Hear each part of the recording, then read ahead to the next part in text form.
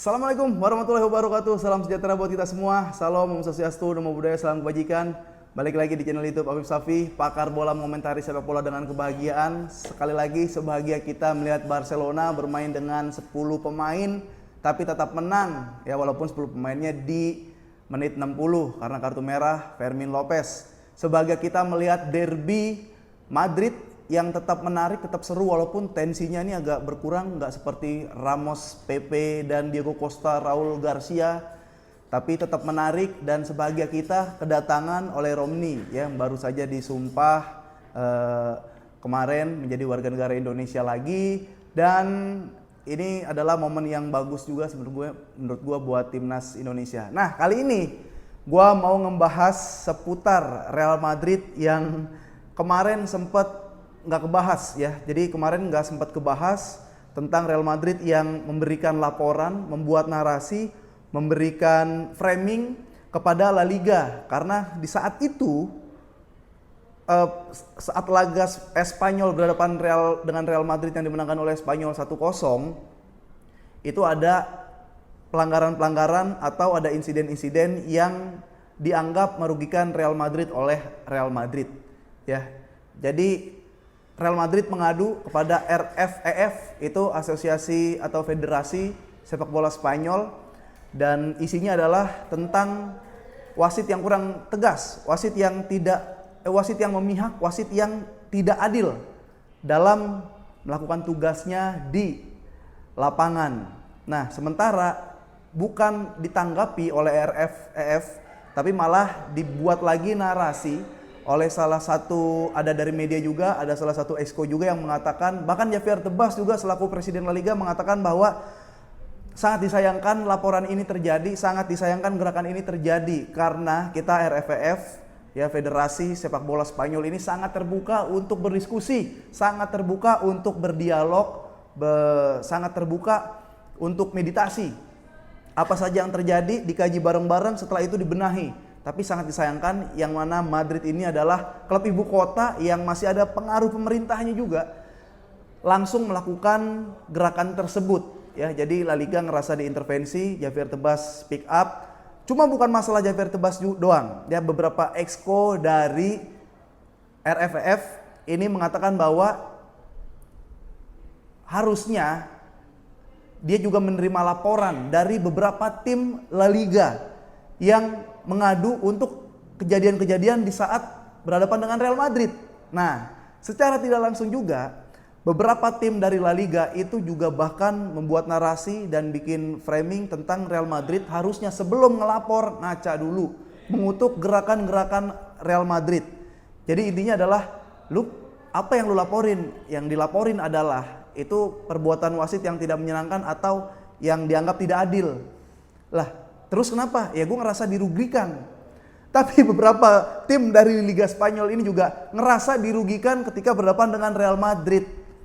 Celta Vigo kemarin, atau banyaklah beberapa kejadian-kejadian yang tidak menguntungkan lawan dari Real Madrid ini. Jadi bolanya udah liar, ditanggapin atau diresponnya itu cuma sekedar harus yang tadi ya, yang dibilang Exco harusnya ini kita diskusikan secara terbuka, bukan buat narasi dan bikin kayak ini bawa pengaruh buruk buat La Liga, wasit-wasit kayak gini.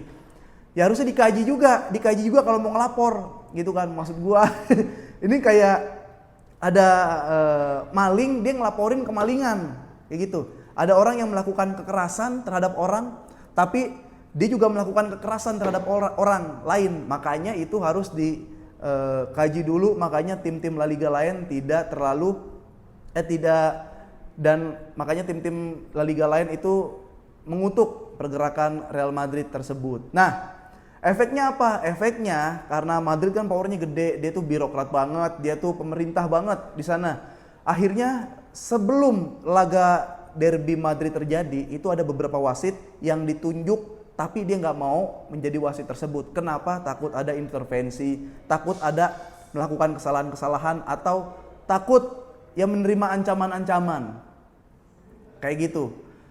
Dan akhirnya ada satu wasit yang akhirnya berani untuk mengambil pekerjaan tersebut dan menjalankan tugasnya sebagai wasit, dan akhirnya kita juga nonton pertandingan itu berjalan dengan skor imbang 1-1. Ya, jadi kalau secara pertandingan tetap seru, tetap menarik. Derby Madrid, Simeone seakan-akan tahu apa yang harus dilakukan kalau ngelawan Madrid, tapi Madrid juga sudah bisa mengantisipasi seumpama nanti Atletico Madrid akan melakukan counter attack. Ya, jadi Madrid juga harus pinter-pinter menyiapkan atau menyimpan pemain karena nanti tanggal 12 Real Madrid akan menjalankan playoff Liga Champions berhadapan dengan si Manchester City. Itu dia, oke? Nah, kalau dari Barcelona, ya kemarin udah gue bahas full.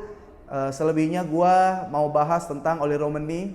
Ini dia ada klub sebelum Utrecht, dia udah punya klub juga di Utrecht, dia sekarang pindah ke Oxford. Dia main flank, main winger, bisa main di kiri, bisa main di kanan. Kalau kita lihat dari konten-kontennya dulu nih, gue sih ngeliat dia skillful. Ya, dari badan, dari posturnya itu gue ngeliat ya bisa memberikan harapan lah harusnya untuk timnas Indonesia. Terlebih Oli Romani ini dia bermain di sektor penyerang.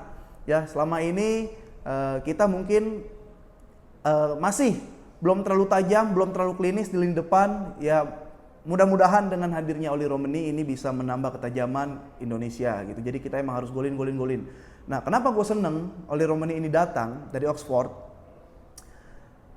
Kita memang butuh pemain yang bisa dribble 10 atau 20 meter.